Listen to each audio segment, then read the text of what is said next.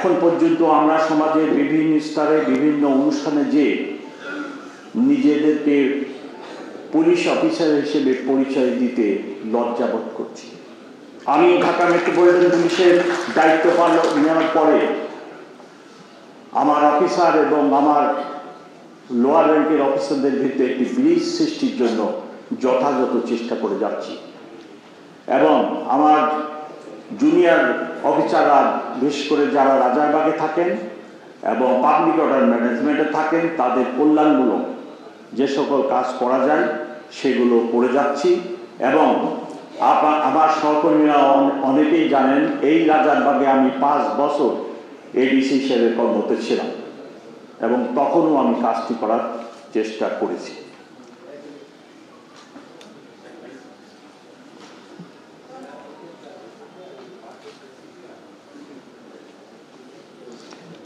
জুলাই আগস্টের ঘটনা আমাদেরকে সামাজিকভাবে অনেক নিগৃহীত করেছে। এখন পর্যন্ত আমরা সমাজের বিভিন্ন স্তরে বিভিন্ন অনুষ্ঠানে যে নিজেদেরকে পুলিশ অফিসার হিসেবে পরিচয় দিতে লজ্জাবোধ করছি।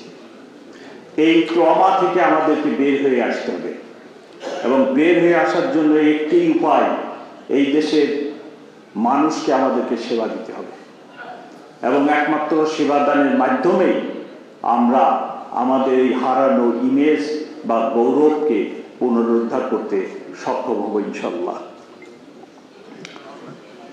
অনেক পয়েন্ট আমার এখানে লেখা, সব পয়েন্ট যদি আমি বিস্তারিত বলতে যাই অনেক সময় লাগবে। আমি সংক্ষেপে সেগুলো বলার চেষ্টা করব।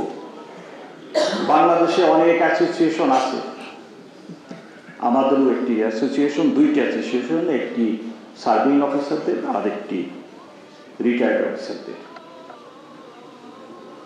সব অ্যাসোসিয়েশনেই প্রতিযোগিতা থাকবে, মত পার্থক্য থাকবে, কিন্তু আমি আশা করি যে সার্ভিং এবং অবসরপ্রাপ্ত যে 2টি অ্যাসোসিয়েশন আছে মত পার্থক্য কমিয়ে এনে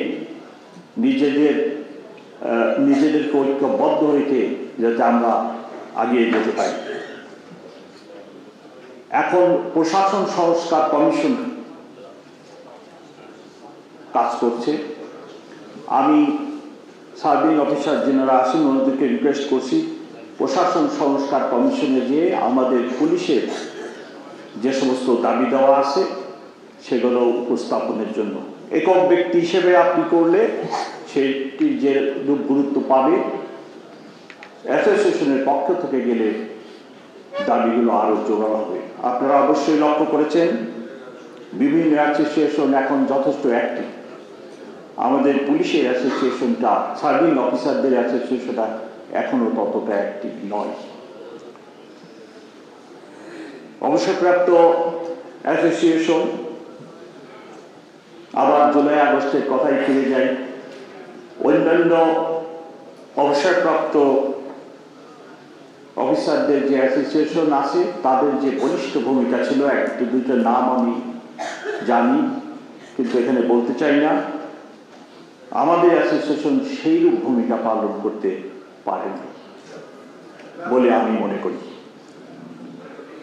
তাই আমি আমাদের অবসরপ্রাপ্ত যে অ্যাসোসিয়েশনের সামনে দাঁড়ায় আমি কথা বলছি, বিভিন্ন সামাজিক এবং বিভিন্ন বিষয়ে যেন ওনারা আরো জোরালো ভূমিকা পালন করেন।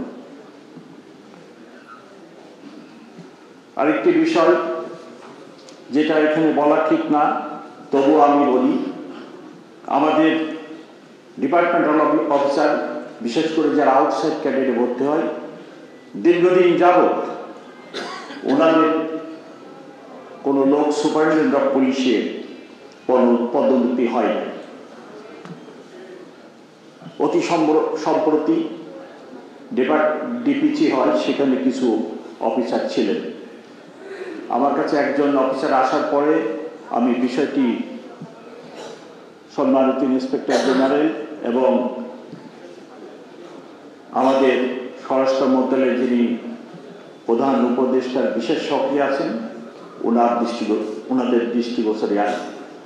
এবং আমি তাদেরকে রিকোয়েস্ট করি যে যেহেতু তাদের চাকরি 12 দিন, 9 দিন, 15 দিন অল্প সময় আছে, 3, 4, 5 এজেন্সি থেকে ভেটিং করে যদি তাদের প্রমোশনটা দেওয়া হয়, তারা এডিশন হিসেবে চলে যাবে। ওনারা আমার কথা শুনেছেন এবং একজনের 12 দিন চাকরি ছিল, 3 দিনের মধ্যে তাকে সুপারিনটেন্ডেন্ট অফ পুলিশ পদোন্নতি দিয়ে দেওয়া হয়েছে এবং অ্যাজ সুপারিনটেন্ডেন্ট অফ পুলিশ উনি অবসরে গিয়েছেন।